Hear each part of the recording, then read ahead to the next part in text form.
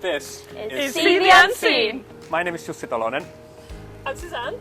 And I'm Beth. I work in the Becker Lab with UC in the Kavli Institute. So you work on the same disease as UC, is that right? Yeah, so I'm also working on cerebellar ataxia and I'm working on developing drugs to treat it because there's currently no cure.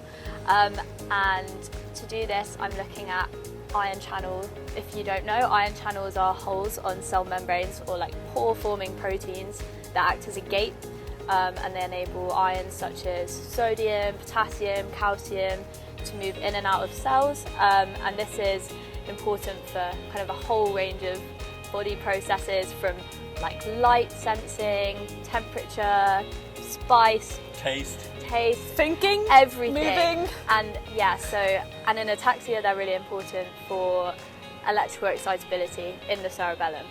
So I look at ion channels by evaporating them into a gas and then running them through a massive instrument in the gas phase in vacuum. How do you study ion channels? So I look at ion channels by directly measuring the current that they pass through them. So the sodium, calcium, potassium current that goes through the ion channels, I can record that using a technique called electrophysiology. And so you're recording the electrical current of just those charged ions moving through one protein? So through the sum of all of the proteins on the cell that I'm looking at. But a single cell? A single cell and all of the ion channels expressed on it. Wow. But one thing that's really exciting is that we'll be looking at equipment that you've actually built yourself, right? Yeah, from scratch, using manuals from the 80s, I think. That's really cool. Nice. There's a lot of DIY going on. So this is the room where all the rigs live, and this is my rig. Exciting. What's the big golden cage about? So ion channel currents, when you record them, they're very, very tiny. So you need very little disruption from the outside world. So, you know, this could be electrical disruption from things like computers or even fridges are a huge source of interference. So this cage is called a Faraday cage and it basically blocks out any external electrical signals. And another thing that we have to stop kind of background interference is an air table. So the table is actually floating. Ooh. So if I jump up and down? Nothing will happen. And so the first thing we'll do is we need to get the cells, right? Yeah, so I'm going to get the cells out of the incubator and these cells are expressing or making lots of the ion channel that we're working on. These are human embryonic kidney cells, which obviously aren't neurons, but they're a really good model for studying ion channel function. So this is the rig. So the first thing I'll do is put the cells into a bath, and the cells are growing on tiny cover slips. So tiny bits of glass. It's really fiddly. That is tiny. So the cells are now in there. So it's just a tiny bath. Yeah, for the it literally is a really tiny bath that mimics the cellular environment. The way we form suction on the surface of the cell membrane is with a really tiny pipette, which has a diameter of around 1 micron. Okay. So when you say suction, do you mean that we're actually getting like really close to the cell and then... So we touch the cell membrane and then suck a little bit up to form like a seal. So what we do is we take this piece of glass, which is like a glass capillary, and we melt it to form our really tiny pipette, basically. And these are weights at the bottom. So what happens is we will heat up the glass through this metal coil in the middle. Can you control like the size of the point? Yes, you can. So the temperature that you heat the glass up to controls the size of the tip. So if you have a higher temperature, you'll have a smaller tip, which is really useful for studying kind of individual ion channels on their own. Whereas for this application, we're looking at all of the ion channels expressed on the whole cell. So for that, we have a slightly wider tip. But wait, sorry, so you can get like a single tiny ion channel within one of those pipettes? So you can measure individual ion channel openings and closings. So here we have one pipette. And you can see it's really, really tiny. It is.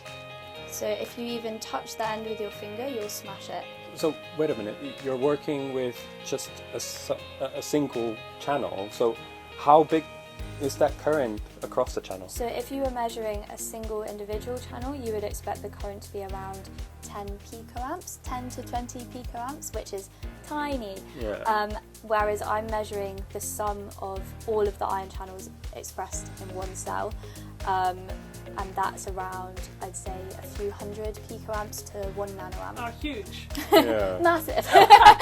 Okay, so if you walk us through what's going to happen under the microscope. Yeah, so basically I'm going to take the pipette that I made before and I'm going to fill it with a solution which is in here, and this mimics the intracellular solution, so Okay, what's going on happening inside the Yeah. cell. And I'm going to take the pipette, I'm going to find a cell under the microscope and position the pipette onto the cell surface, and I'm going to form a gentle suction to seal a bit of membrane, and this is called a gigaromic seal, so it's really high resistance. So once I've kind of formed the seal, I'm then going to apply more suction to break the seal, and this will give me full control of the inside of the cell. Cool. So whatever is in my pipette, so the intracellular solution is going to dialyze into the cell. And then from there I can measure the ion channel currents. But it's really cool that you're actually working with just a single cell. A single I cell, mean, yeah. Yeah. Inside the pipette is an electrode, and that's what measures the current. And inside here we have a current to voltage converter, so any current measured is converted to voltage. So the first thing I do is find a single cell, and the cell has to be completely by itself because the cell type I'm using make these things called gap junctions where they talk to each other when they're touching. So when you're trying to record from one cell, you'll get some interference from another cell. So you have to find a cell that's completely alone. And then take my pipette, which I made earlier, and fill it.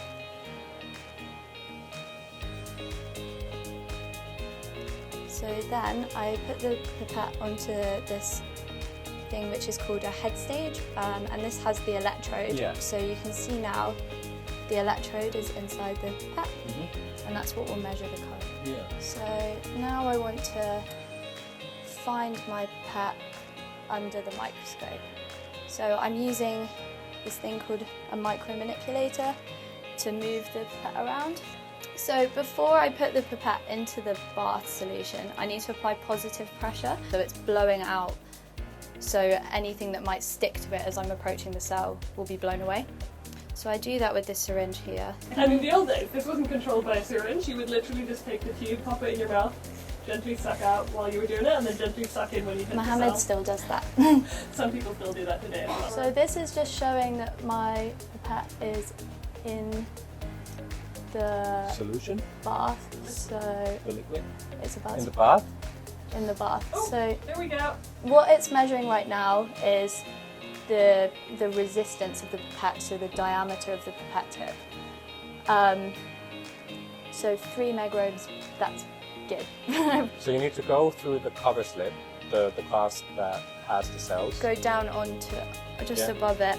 and then you're trying to find a single cell Yeah. that's happily doing its thing on Yeah. that pass. And once you get to it, you'll have to make the seal with the pipette. Yeah, which I'm about to do. So right now I'm touching the cell membrane. Oh, So I'm going to take off the positive pressure and apply a little bit of suction. Oh, and it's a gigaromic seal. There we go. yay! That worked perfectly. Well done. So that is a gigaromic seal. So we've sealed the cell membrane. So now we have a seal on the cell membrane. I'm going to try and rupture the seal to give us full access to the intracellular. So your pipette Solution? is touching the cell. You're going to Yeah. suck a little bit so that the bit Yeah, of the cell that the pipette is touching gets sucked in through the pipette. And then the Yeah. pipette is just on the cell. the pipette is With a on hole the into cell, it. yeah, and the liquid in the, oh, it just did it itself actually. So now I'm going to press record and we should see some ion channel currents. So you're working with different types of drugs. Yeah, so here I start with the baseline current. So this is just the normal current with no no drugs at all. So just what it's doing on its own, it has a tiny bit of background activity. And then you add So drug I that makes it add- more active. Yeah, so I add an activating compound, and you can see the current Yeah, it gets very grows high. inside. And then we start adding in an inhibitor at the same time as the activator to bring the activation down if the drug works. Okay. And here you can see we've added an inhibitor and the current becomes much smaller again towards the baseline. From that change, you know that the inhibitor, the drug that makes it less active, is actually It's working, yeah. Okay. Yeah, so I have a little tube that comes into the side of the bath, and basically this delivers liquid from this quite basic setup that I built myself, so DIY. more DIY. And basically each of these tubes has different drugs in it. So here I have, usually it's empty right now, the activator, and these will have different concentrations of inhibitor, so increasing strength of inhibitor, if you will. And then at the same time as I'm doing that, I also have a vacuum tube, which is clearing out the excess to stop it overflowing, basically. So it's kind of, you're making a river of drug flowing over the so cell. it's like, and this bath is actually specially designed for like laminar flow of drug across the cells. I really enjoyed all of that. I think it's super neat, just the technique. Yeah, and especially the DIY part of it. Yeah. Very impressed that you built that whole thing around. I think this is all really neat for its own sake, but you know, I assume there's kind of a broader purpose here, other than it's really cool to record the currents of a single cell.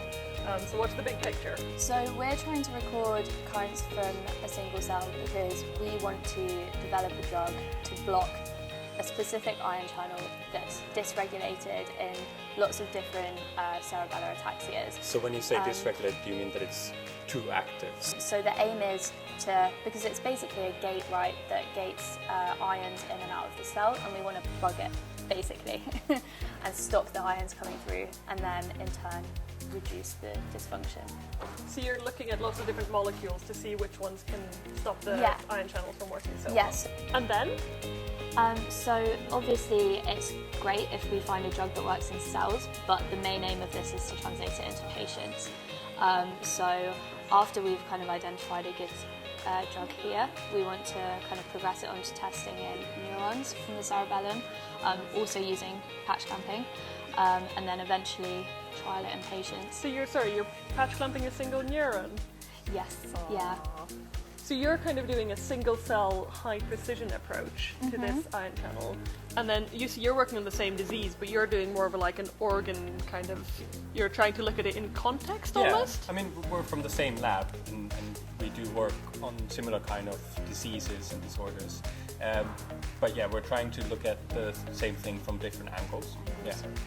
And so how did you get into doing EPhys? How did you get into doing science? So I got into EPhys as an undergrad actually, so my personal tutor in my undergrad degree was an electrophysiologist, and basically he gave us a lecture about it in my first year, and I was like, this is horrible, I don't understand, and then gradually became really interested in it, and then he let me have a go in his lab, and I basically fell in love with it from there. So then I did my PhD in electrophysiology, looking at ion channels in epilepsy, also developing drugs. So that's kind of led quite nicely into this, I guess. Yeah. That's really cool. This has been an absolute delight, Beth. Thank you so much for taking us around, showing us your rig, showing us your cells. Massive good luck with the drug discovery. Yeah. That sounds Thank really you. exciting. Fingers It's crossed. really important Yeah. work. And our next video is going to be, With Kalina. I can't wait to see it. until then! Bye bye.